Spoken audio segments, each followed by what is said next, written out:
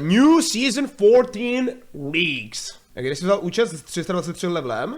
Vyexpil, bečku? Co za otázku? Today we're going to be looking at all the important details in Riot Season 2024 teaser trailer. This trailer got pulled from Twitter immediately and seems to have been released a little bit ahead of schedule. We're going to be breaking down all the important changes and talking about what they'll mean for the future. Now let's go ahead and break down the video. And foremost, we see some shadowy void figures swimming up the river. This might end up changing some of the jungle monsters around the river. The entire theme of this season seems to be void corruption. There's also a very distinct lack of any of the river pixel brushes. The removal of these two brushes, or Počkej, oni odstraní tyhle dva buše? Ach jo, ty jsem to měl rád. Nebo jakoby záleží, no. Občas to bylo turbo a nenáviděl jsem to, ale občas, no prostě záleží, no. At least the one that's near the Baron pit will result in a different vision game in and around the pit. As you know, there's a meta where we essentially drop a ward on the pit, and then we drop one on either jungle entrance to prevent it from being contested. This is pretty rough to deal with in the ultra late game because eventually some person will have to face check Baron, but face checking it from the bottom side is a lot more risky than doing it from the top side because of the presence of the pixel bush. Now this equalizes the terrain and makes it a little bit harder. Jo, oni udělají tohle, jsou to chlapci. Bude otevřená cesta k Baronovi. Nebude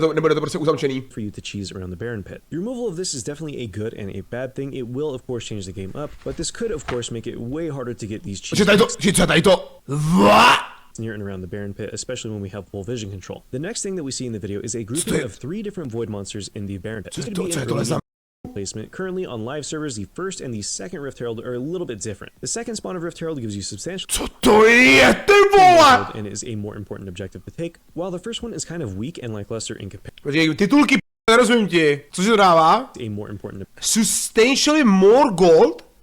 Objective to take, while the first one is kind of weak and lackluster in comparison. These monsters might pull away from the first charge being Takže hra už neexistuje vůbec, nebude existovat? So important and prevent your jungler from kind of griefing your lane if you want to go and get plates by yourself. These could potentially give you a bunch of gold or some sort of buff like old Rift Herald did in previous seasons. Immediately following these 3 little guys, we see a look at the update. Tohle je ještě před ním. Nekecej.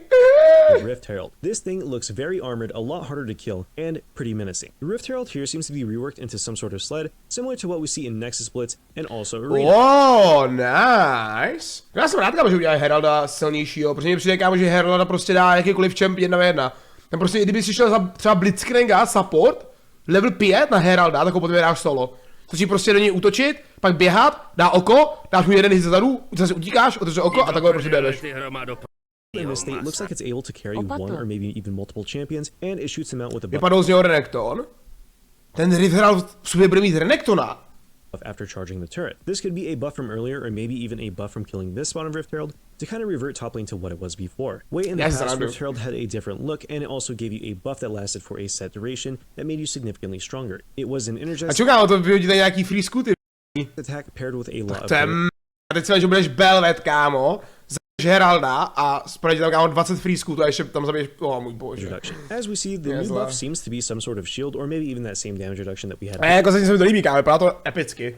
Já mám rád takovýhle změny, kámo, vždycky to je pak, kdyby se dal úplně novou hru. Previously, with some other lingering purple effect. It's really important to see that this new Rift Herald does shoot out a whole bunch of minions, similar to Belvath's Remora as well, after it does complete charging the turret. The little minions that are shot out have some sort of enrage buff on them. This looks to be the taunt buff that's in the game currently, so they're probably taunted or berserked towards the turret. This is actually a pretty cool change because it means multiple things. First and foremost, when Shelly actually does charge into the turret, she loses a very fat amount of her health and then immediately turns around to show their eye. During this time period, when there are no minions around, it is way too hard to actually walk up and interact with the turret because we'll end up taking aggro immediately after Shelly is killed. If she gets bursted or her eye gets struck, we are 100% taking aggro here. These little mini minions will prevent that from happening and maybe give us 3 to 4 extra turret shots. It does look like there is 2 to 3 of these little voidlings that spawn on either side of the Shelly. It would make sense if those little mini monsters did turn into the enhanced Rift Herald because this is a super strong tempo advantage if we do get a hold of this buff. I'm really interested to see the new charging mechanic and how this sled. A budou tam 2 heraldi furt, nebo bude jenom jeden teda teďka, když jsem se teďka před ním ty malý Does the person that summoned it get the sled, or is it something that you can give to somebody? Who knows, we'll have to see on the 20th. Let me know what you guys think in the comments down below. I would love to hear your thoughts. The next important thing to note is that Baron Nashor does actually have hands now. It now has a bunch of arms, so there's probably going to be some sort of changes to the moveset and maybe how Baron deals damage as a whole. Baron's does look particularly affected. It looks like it's being glow up by this void energy, but we'll talk a little bit more about this in just a moment. Blue buff seems to be changed from a normal golem into a void infused golem. The Scuttlecrab has been adjusted to have a slight tinge of pink, meaning that it's probably void infected too. And the red buff has also been changed to co, to je všechno void infektovaný? There are 4 people standing around this blue buff when it gets Čemu ta mapa vypadá, kámo? Tady bude zeď, tady tu můžeš projít. No mě zajímá, jak to bude, kámo, fungovat s dušema. Co se třeba stane, když bude mountain duše, protože když je mountain duše teďka, tak je víc stěn, že jo? taken, and all of these people do receive the buff, so there's some sort Počkej, co? Když ho tady zabijou, tak všichni dostanou blue buff? of buff sharing in play as well. This means that buffs could be significantly harder to take later on in the game and be more of a micro objective, or they're mutated to give everybody on the team the buff. There's also a quick little peek at the changes to the terrain. The big fat wall between blue buff and Baron has been shaved a little bit, and now there's a corridor that runs between both the top and the bot side of the river. This of course will also change up the warding meta if we're able to have one ward cover. Budou úplně vardy, no. To bude úplně nová varda meta, kámo, jak se bude gangovat, jak se bude roamovat, kudy budou chodit jungleři. Tohle jako... Myslím si, že je jednou rank 1. Both entrances. Zatím jako co tak so sleduju. much about expending all of our wards right away, and we could use them to set up more Už teďka vlastně plánuju si strategii. picks that we were talking about earlier. Top and mid also have those wider walls shaved down just a little bit. The top Tohle je actually fairový, kámo. Protože ten top laner, co byl jakoby na téhle straně, na red side, tak měl top linku o dost horší než ten, co byl na blue side, kámo. Protože tady ti prostě mohlo přijít za tebou, takhle ze zadu, když ty jsi byl tady a prostě bylo to hrozně těžké se tomu, kámo, běhnout, když jsi tady na vardu. Ale když jsi na blue side, tak tam máš úplně obrovskou zeď, že jo. Tam nemůže jakoby nikudy projít, to prostě musí obejít a musí na tebe takhle, nebo lane gang.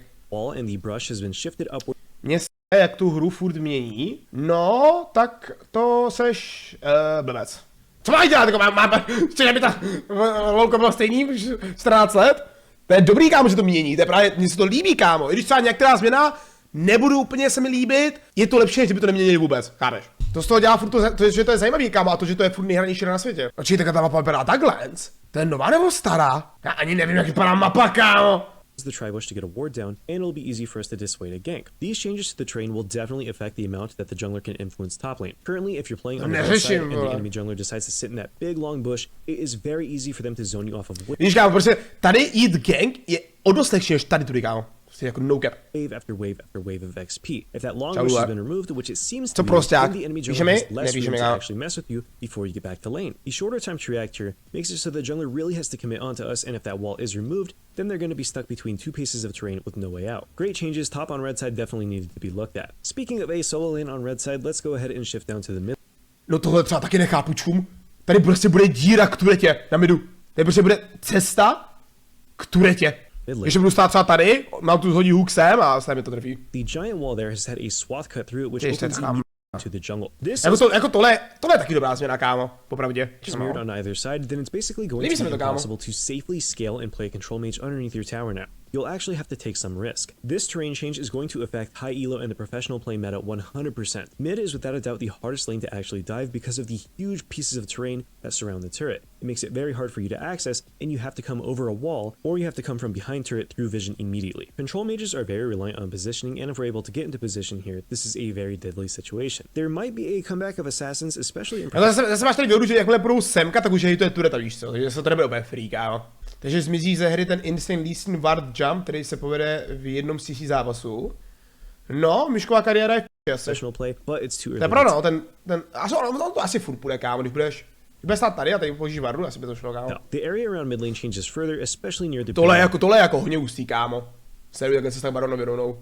pit. A huge part of Baron Pit gets torn away here, and we can see a gigantic swath of open space. That same pixel bush from before also seems to be missing here. If we look back to what we saw earlier, the Baron Pit was normal in these pictures. So, what does this mean for the pit? Right now, I have 2 ideas as to why this is. Baron either disintegrates the map as the game goes on to open it up a little, or the elemental drakes affect this terrain and change how the Baron Pit is shaped. This is speculation. To by bylo OP, kámo, kdyby každá duše měnila, jak je ten Baron Pit otevřený. Kdyby třeba byla Infernál, tak to bude úplně celý vyhořelý. Když bude třeba Mountain, aby to bylo celý, byla to normální cestička. From my end, it could work in a completely different way, but this is what's most logical to me. Let me know what you think in the comments. If you want a head start on Toho nového midlanera si viděl. To je midlaner, já myslím, že to je ADCčko.